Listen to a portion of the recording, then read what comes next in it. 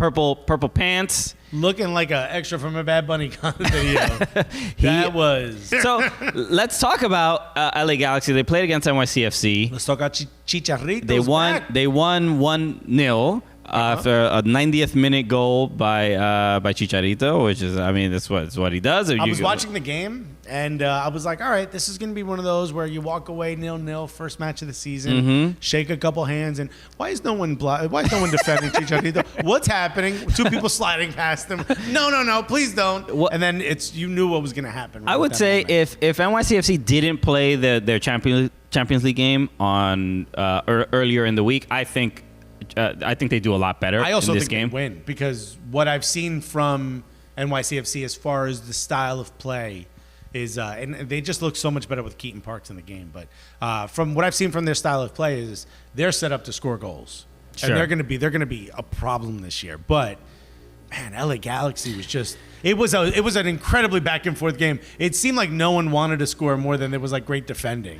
Well, and that was the big surprise. It's the two defenders. They have two new defenders. LA Galaxy. Oh, you're talking about what's his face? I don't know. I'll get their names, but they were like, I'm like, this ain't the Galaxy I'm used to seeing. What is all this about? Guys, Matador. What are you doing? No. Goals go through. No, we need to be leaking goals like usual. Who was in the lineup? It was let's get these guys' names. Should we have this Koulibaly? So this guy Koulibaly was good. And Dupuy.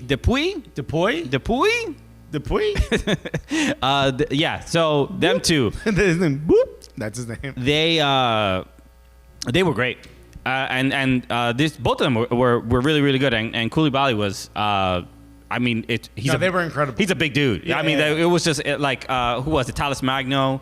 Everybody was, Atati also had a tough time getting around this dude. Yeah, but I do think it would have been better. It would have been easier to beat them had they gotten the red card they deserved. Okay. Well, I don't know what minute this is, but Julian Aranjo just literally there was no attempt or anything. He just put his hands around Maxime Chenot. Oh, Christina said they aren't new. Oh, I thought I didn't recognize them. I don't watch too many LA Galaxy games, but I guess they're not new defenders. Koulibaly was there last season. Was he there last season? He wasn't doing all this last season. This is a new Koulibaly apparently. So he just straight up put his hands over my dude's face and just kind of fell backwards with him. And He was like, yo, you need to put a mask on. And he put his hand over his face. Okay. Hit him with the Molly Percocet mask on. Go to sleep. Go to sleep. Shh.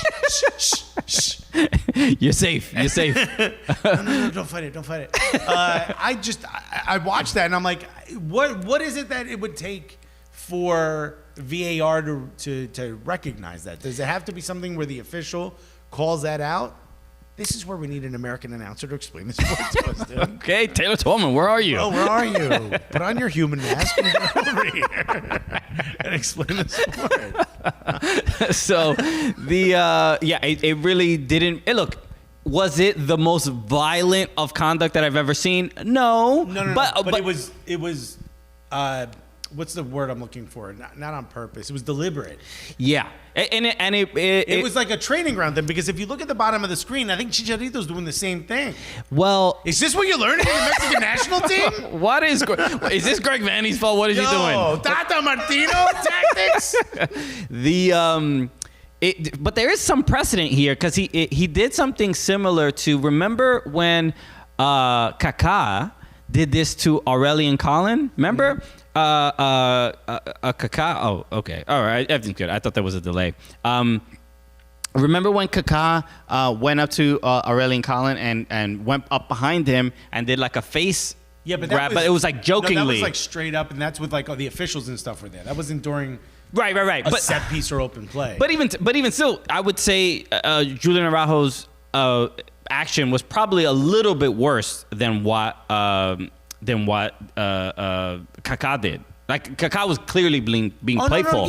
No, that was like joking, like, hey, wouldn't it be funny if I did this? Oh, it's not like, he was almost saying like, it's not like I did this. Julian Araujo was like, no, I'm doing it. You look, and when you see it in slow motion, it's not like wildly violent, but it's like he does kind of go up around him over his face and put his hands to the face. Right. It was not. It's a 5-yard penalty in the NFL at the very least. It's definitely excessive. What is the reason this didn't get looked at? No idea. I've not heard an explanation as to why it didn't get looked at. But let's talk about Chicharito and the Manchester Sanders calling us the Freezigans. No, this is the production quality of CSPN, bro.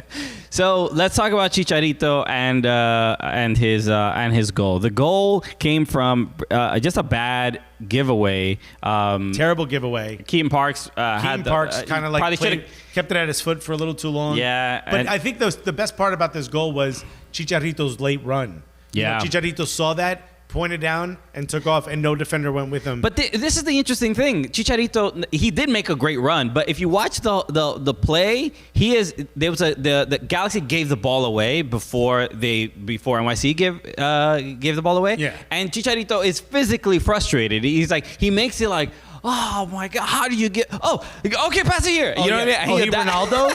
He was Ronaldoing? He adapted to the moment very quickly. Well, maybe he was just thinking outside the box. He's playing chess, not checkers. He's a couple steps ahead. He's like, if I pretend I'm frustrated, the defender's not going to notice me make this run right here. Yeah, exactly. So, and what a little bit of a cutback. Defender slides past him. Chanel, yeah. I mean, it was a great goal, great play. He absolute rocket. Sean Johnson couldn't do anything. There's nothing you could do.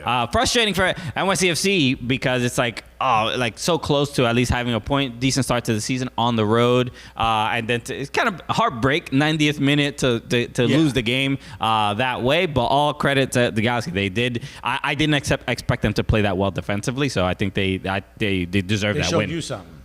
They did, because they were bad last year, and they couldn't